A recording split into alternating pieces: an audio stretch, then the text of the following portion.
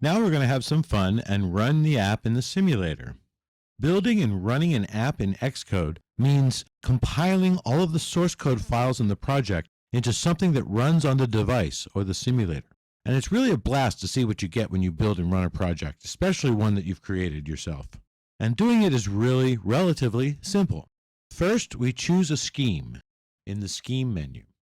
Now, a scheme tells Xcode the purpose of the built product. The schemes in the Scheme pop-up menu specify which targets or actual products to build. You notice that there's one called iOS device, which is the actual device, iPhone or iPad, that you want to run the app on.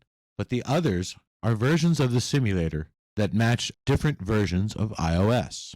When a scheme specifies a target to build, it also specifies the configuration to use when building it. Along with that configuration is a designation of which debugger to use when testing it, and which executable to launch when running them on the iPhone or simulator.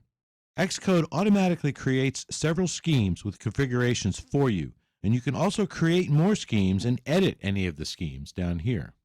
Right now, you just want to make sure the scheme is set to the simulator and the proper SDK. If it isn't already chosen, choose iPhone 4.3 Simulator from the Scheme pop-up menu. Here's what that means. When you download an SDK, you actually download multiple SDKs, a simulator SDK and a device SDK for each of the current iOS releases. At this moment, iOS 4.3 has just been released, and many iPhone users are still using iOS 4.2. To make sure the app runs fine on iOS 4.2 as well as 4.3, you could choose iPhone 4.2 Simulator. An app that runs without errors on iOS 4.2 will probably run without errors on previous iOS versions and also iOS 4.3. However, to see if it runs properly on iOS 4.3, choose iPhone 4.3 Simulator. By the way, you should use the Simulator SDK for iOS 4.3 for apps that you want to submit to the App Store until a new version of the iOS is released, and then you would use the newer version. Next, you would click the Run button to build and then run the current scheme. You could also just choose Product Run if you prefer. There it is, the Hello World app in all its glory running in the simulator.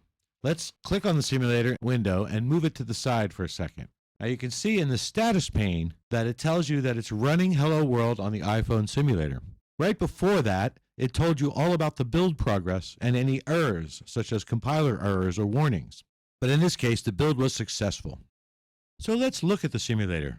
It appears at first like any iPhone model, and your first app looks a lot like what you see here. To see what it looks like on an iPhone 4, choose Hardware, Device, iPhone Retina. The simulator changes to look more like an iPhone 4. By the way, you can move back and forth between those device versions as you wish. By doing so, you also cancel the app, but we can get back to the app in a minute. Let's change it back to iPhone Retina. The reason why you would switch back and forth is so you can see the way the app will look on different iPhone models. The Retina reference is to the enhanced, higher resolution Retina display of the iPhone 4. It's also used on 4th generation iPod Touch models. Now the simulator works pretty much just like an iPhone. If you swipe, you see that there are other apps installed, including Hello World. Click on the icon for Hello World again to launch it. When you run your app, Xcode installs it on the simulator or a real iPhone device if you have specified the device as the active SDK, and then it launches it. Using the hardware menu and your keyboard and mouse, the simulator mimics most of what a user can do on a real iPhone, albeit with some limitations which I point out soon.